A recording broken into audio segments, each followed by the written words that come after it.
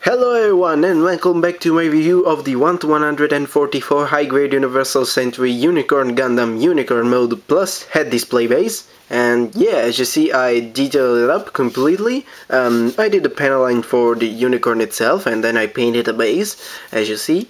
And yeah, stay tuned to see, well, how it's gonna look once you detail it up. And all the action poses and yeah, everything. And starting from the base itself, you can see it turned out pretty nice. I did the horns, the V-fan gold, then I panel lined it, of course, and oh, for some reason I did panel line this part too. I don't know, I thought it looked kinda cool. And it looks a little bit more mechanical.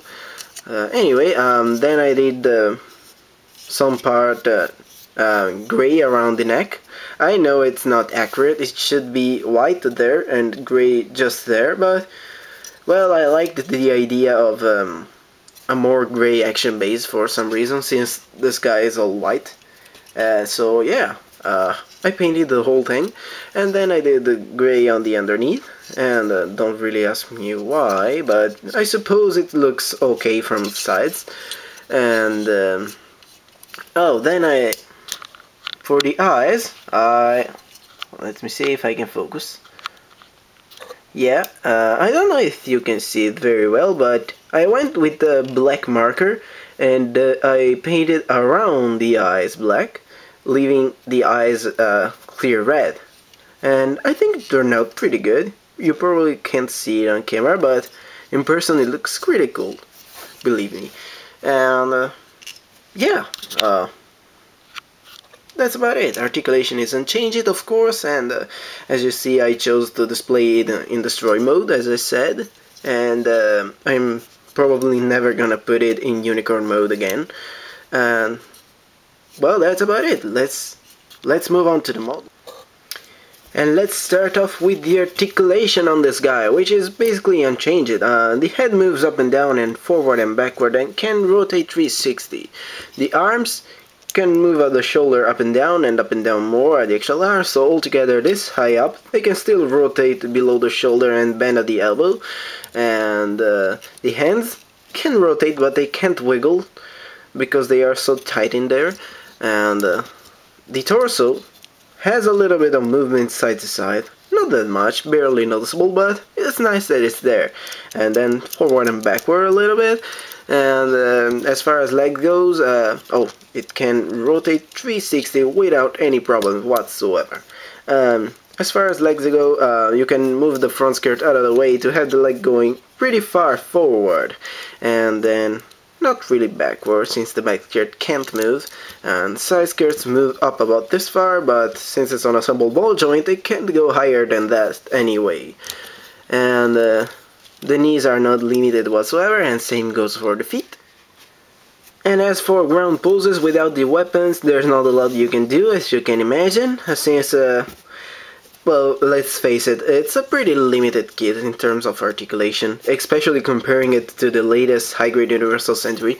It has a lot of armor all around, and the shape of the limbs is, it's not the best for articulation, I gotta say, but I still love it. And yeah, you can maneuver the feet and the legs around. You can see they move fairly well wherever you want. And yeah, same goes for the arm. You can bring up the shoulder to make it look dynamic. And that's pretty much about it for, well, for everything about ground. Because if you try to put off a kneeling pose, well, you're gonna be disappointed unless you want something to support his knee. But it does not work anyway, and it might look just a little bit ridiculous. So then, let's skip to arm him up, and all you have to do, well, let's start with the shield. All you have to do is take it and use this little indents and clip them there. It's not perfectly solid, but unless you pull it out yourself, it's not going anywhere.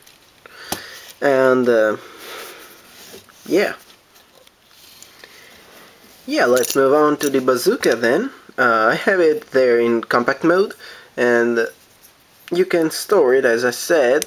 You can store it by taking out this little clip, peg, and clip it on the backpack.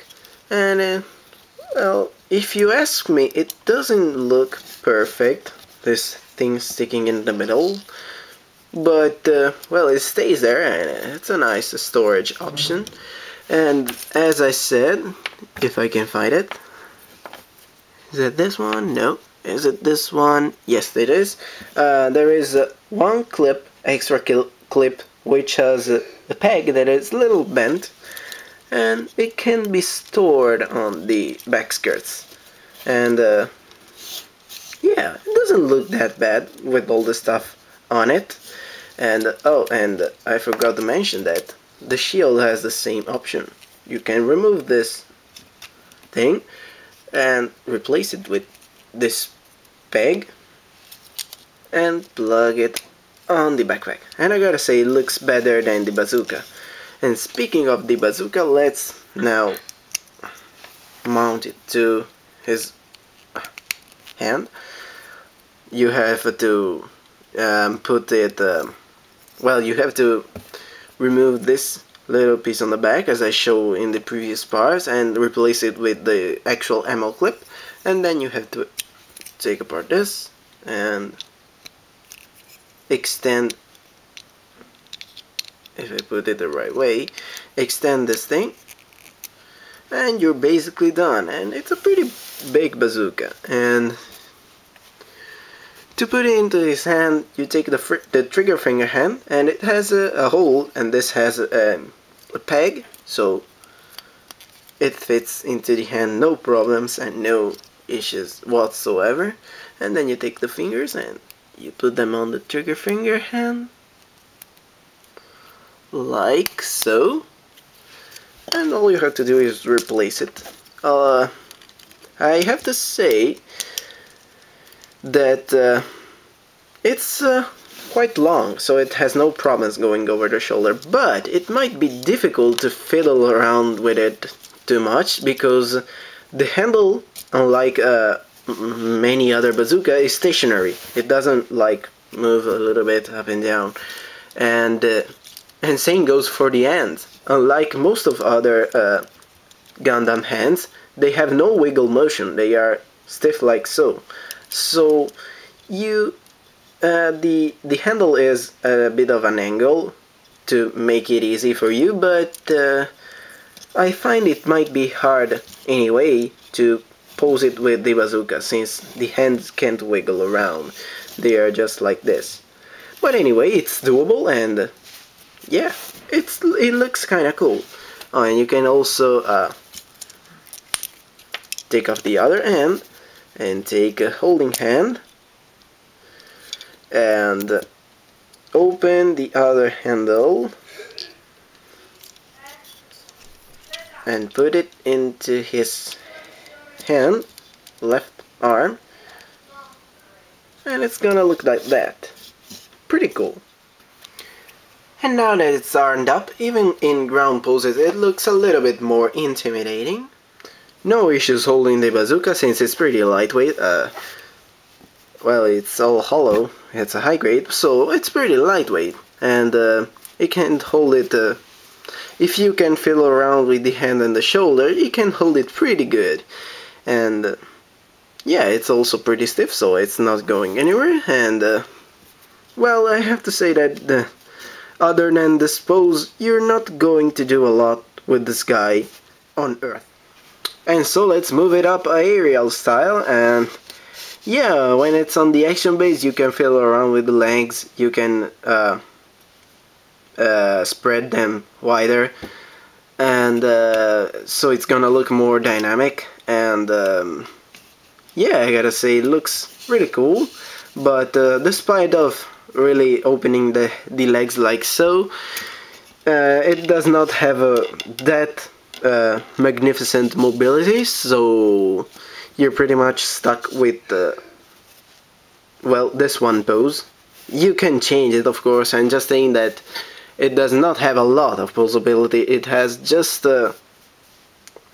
I don't know, 3 or 4 cool poses, and but I have to say that I really like this one.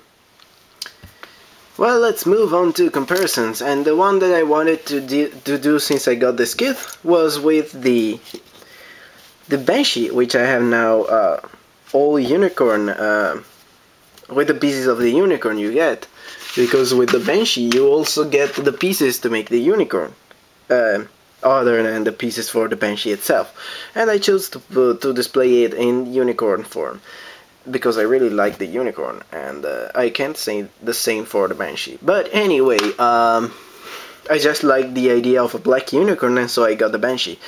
Anyway, yeah, you can see they look, well, of course they look identical, and there are a few changes, mostly, well, despite of the black and white change, there are some difference in the color scheme. Talking about stickers, this one has all green stickers for the eyes and the visor, while this one has red. Then this one has gray details all around, and this one has, they give you gold stickers. And well, that will be alright. I'm gonna do some kind of an Banshee review. I'm not gonna review the articulation and the detail again. I'm just gonna show the difference between the unicorn and the Banshee. So, well, that's about it for this comparison. And now let's compare it with other models that I have here. And I have, well, this is not a model, but I have a Revoltech Evangelion Unit 00. I got it. Well, let's take it off the stand and make it stand straight. And yeah, they are. The Evangelion unit is a bit taller if you don't count the horn and the shield. The Evangelion head height is a little bit higher, but the unicorn certainly looks more powerful and bulky. And then what do I have here? I have a 1/100 Zenrai from the Frame Arms series, and well, you can see this is 1/100 and this is 1/144, and they are almost the same size. So this means this is really a small mech. It's almost the same height of the Victory. You can check out his review on my channel. And then to compare it with a standard size high-grade Universal Sentry kit, I have here my custom GM Type D. Yeah, you can see the unicorn is really tall, and even in its unicorn mode, it's still a lot taller than the average high-grade Universal Sentry kit. But there is another comparison that I wanted to do, but it's not with the unicorn, it's with the stand. Now, this is supposed to be a 1/48 scale, am I right? And I have a 1/48 model here to compare it to. And it would be the 1/48 scale ARX7 Arbalist from the Oshima. And yeah, you can see, if this is just the head of the unicorn, a 1/48 unicorn would tower over this guy. And yeah, the Arbalist is really a small mech. Full Metal Panic has quite short mech. I find they are more, well, realistic in a certain way. And well, yeah, that will be about it for comparison. And this was Sky from MECHAVERSE.co. Hope you enjoyed the video. Like and subscribe if you haven't already, of course. And I will see you at my next review.